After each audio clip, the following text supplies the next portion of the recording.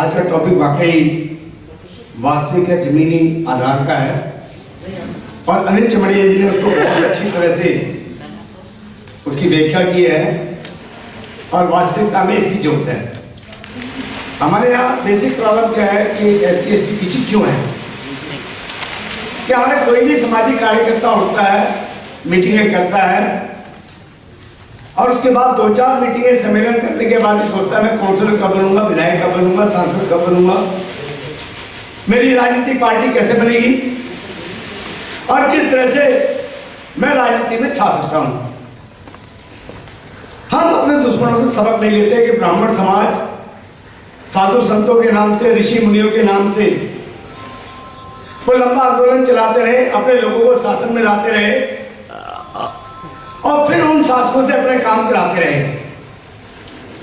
हम अपनी सत्ता बनाने की कोशिश करते हैं, पहली बात तो बन ही नहीं पाते। यदि कुछ बन जाते हैं तो चूंकि वोट की राजनीति में सभी का वोट लेना है, स्वाभाविक तौर से उसके दायरे में गिर जाते हैं। जब इस मुद्दे को मैंने देखा तो मुझे याद आया कि बाबा साहब डॉक्टर अंबेडकर ने 26 नवंबर 1949 को भारत का संविधान इस देश को देते हुए कहा कि देश के अंदर मैं राजनीतिक आजादी ले आया हूं, राजनीतिक समानता ले आया हूं, पर राजनीतिक आजादी बिल्कुल बेमानी होगी यदि सामाजिक और आर्थिक आजादी नहीं मिलेगी, उसकी समानता नहीं मिलेगी। ये देश का दुर्भाग्य है कि आज भी हम सामाजिक तौर के ऊपर एक नहीं हुए हैं।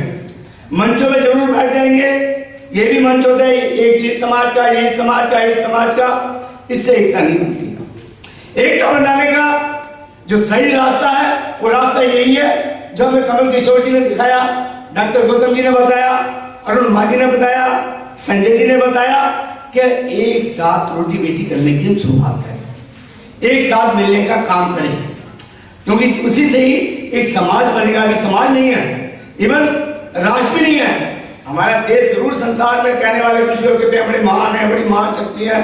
किसी देश का नाम या कोई राष्ट्र जो है किसी निश्चित भूमि वहां रहने वाले नदी नालों पे नहीं है, बल्कि वहां की आम जनता, बल्कि जो पिछड़ा तबका है उसकी हालत कैसी है, उसको क्या स्थान मिलता है, क्या सम्मान मिलता है, उसका नाम है।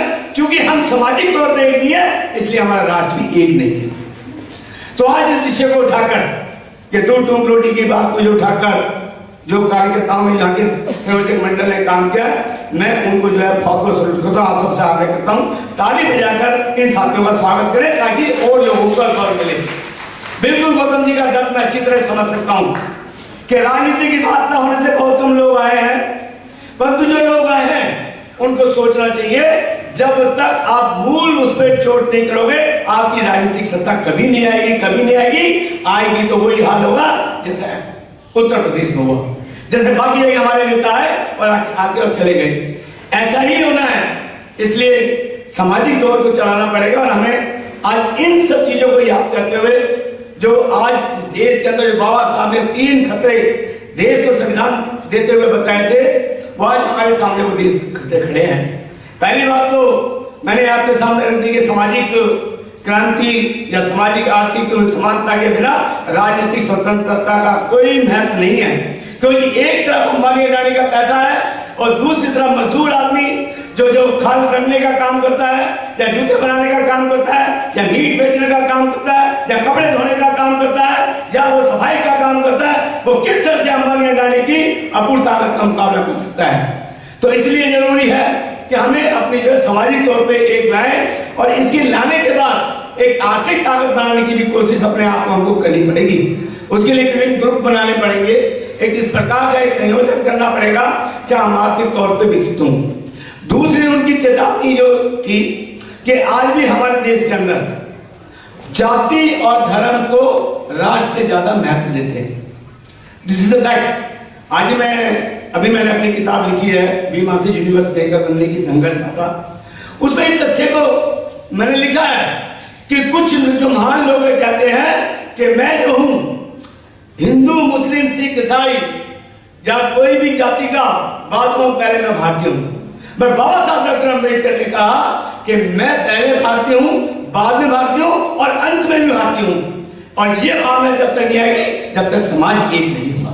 जब सामाजिक चिंतन एक नहीं होगा, सामाजिक सोच एक नहीं होगी, एक दूसरे से मिलकर बैठने की आंतरिक भावना नहीं होगी, खाली एमपी एमएलए बनने के लिए हम लोग गठबंधन कर लें, उससे कोई काम नहीं चलेगा।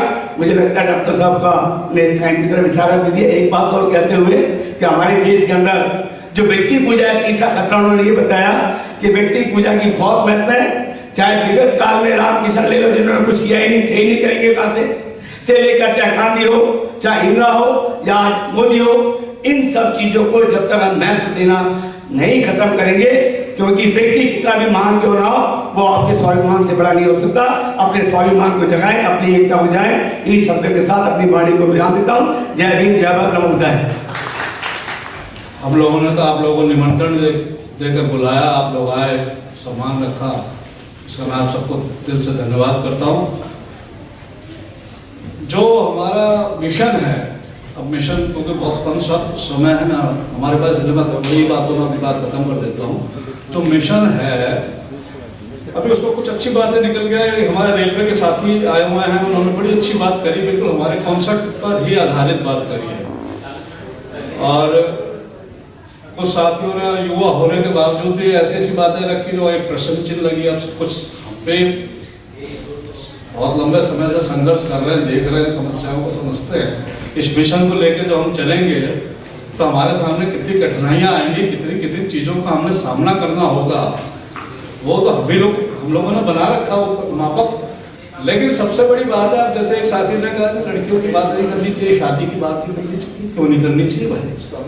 कानून बना है देश के अंदर कि लव मैरिज करके आदमी इंटरकास्ट मैरिज या क्या नाम अन्य रिलीजियस में शादी कर सकता है, उसको कानून की मान्यता है।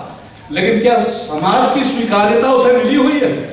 बात ये, समाज की स्वीकार्यता नहीं मिली, इसीलिए आज आदमी लड़का लड़की के लिए वर अपने ही कुनबे में, अपने जाति में ढूंढने का काम करता है।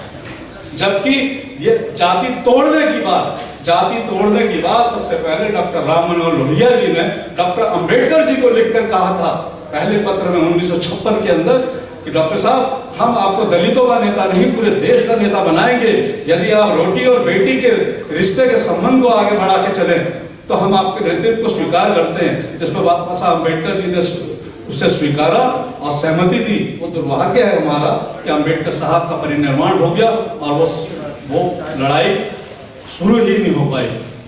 जब कानून बना हुआ है, आज अगर वो उसमें नारा आया था कि जाति तोड़ो, लेकिन अब जरूरत है जाति जोड़ो। आज अगर जाति जोड़ने का कोई काम कर रहा है तो वही कपल्स कर रहे हैं, वही प्रेमी युगल कर रहे हैं जो वैवाहिक जीवन अपना बना लेते हैं, तो शादियां कर लेते हैं। वो जाति तोड़ने का काम, जोड़ने का काम करते हैं, तोड़ने का काम नहीं करते। टोक रोटी नमक के माध्यम से अगर हम 4 आदमी कहीं खाने में बैठेंगे, कुछ चर्चा करेंगे, तो वहां जाति टूटेगी नहीं, जाति जोड़ी जाएगी। वहां पे जाति जोड़ने का काम किया जाएगा। रही बात शैक्षणिक के अंदर, आदमी आज भी जो भी कैपेबल हो जाता है, पेरेंट्स वो अपने बच्चों को या तो डॉक्टर बनाना चाहता है, इंजीनियर बनाना चाहता है, कोई एडवोकेट बनाना चाहता है, कोई सफल पत्रकार बनाना नहीं चाहता, और जो हमारी बातों को दूर दूर तक लेके चले जाए। एक देखो, हमारा नेशनल दस्तक के एक समूह है, वो दलित साथी हमारे, वो इतनी जबरदस्त तरीके से अपना यूट्यूब के अंदर चैनल बना रखा है, आज हमारी बातों को ले जाते हैं, इस बात को भी ले जाएंगे। इसीलिए पत्रकार बनाने की हम सोचते नहीं कि एक चमार का बच्चा इसी चमड़ा उधेड़ने के काम को शिक्षित हो जाए, वो अच्छी उच्च शिक्षा की एजुकेशन ले ले। और जैसे किसान का बच्चा किसानी के अंदर अच्छी शिक्षा ले लेता है और वो आज किसानी के अंदर ऑर्गेनिक खेती कर रहा है, तो किसान आज चमार का बच्चा भी चमड़े के उत्पादन के अंदर एक्सपोर्ट करने का काम कर सकता है। कोई दूसरी जाति का आदमी नहीं कर सकता। काम करेगा आदमी, हमारा आदमी, लाभ उठाएगा कोई दूसरा आदमी। तो हम क्या शिक्षा के क्षेत्र के अंदर अपने बच्चों को उस ओर ले जाना नहीं चाहते कि चलो भाई इसमें तो कंपटीशन है, इसमें कंपटीशन नहीं है, इसमें तो तू ही आगे बढ़ सकता है। तो इससे जरूरी नहीं कि हम लोग नौकरी ही मांगते रहे, व्यवसायिक होना चाहिए, व्यवसाय की तरफ हमें आगे बढ़ना चाहिए। आर्थिक मामले हैं, आर्थिक मामले तभी सुधरेंगे किसी के जब उसके पास व्यवसाय होगा, उसके पास खाने सिस्टम का तरीका होगा। बहुत सी बातें हैं, समय कम है, मैं आप लोगों का समय नहीं लूँगा। अभी डीसी कपिल साहब के आगे तो हम लोग शर्मिंदा ही हो गए। इतना ज़बरदस्त आंदोलन छेड़े हुए दिल्ली के अंदर, इतना अच्छा संगठन बनाए हुए, और उनको हम लोग अभी तक बोलने का मौका नहीं दिया। हम संजय सचदेव साहब से भी क्या नाम है माफ़ी चाहेंगे। आप उस संगठन, उन लोगों को संरक्षण देने का काम कर रहे हैं, इनका संगठन लव कमांडो, जो लड़का लड़की के खिलाफ उनके माता पिता, खाप पंचायतें हो जाती हैं जिनके खिलाफ। और आमिर खान तक ना इनका इंटरव्यू लिया है, टीवी के अंदर दिखाया है, खाप पंचायतों के विरोध में खड़े हो गए हैं लड़का लड़की के रिश्तों के संबंध में। तो ऐसे ऐसे लोग यहाँ आए हुए हैं, क्रांतिकारी लोग आए हुए हैं, लेकिन सभी लोग नहीं बोल पाए, उसके लिए सभी क्षमा चाहते हैं। और मैं डॉक्टर साहब से कहता हूँ कि अगले वक्त आपको बुलाएं। जय Hind. Press the bell icon on the YouTube app and never miss another update.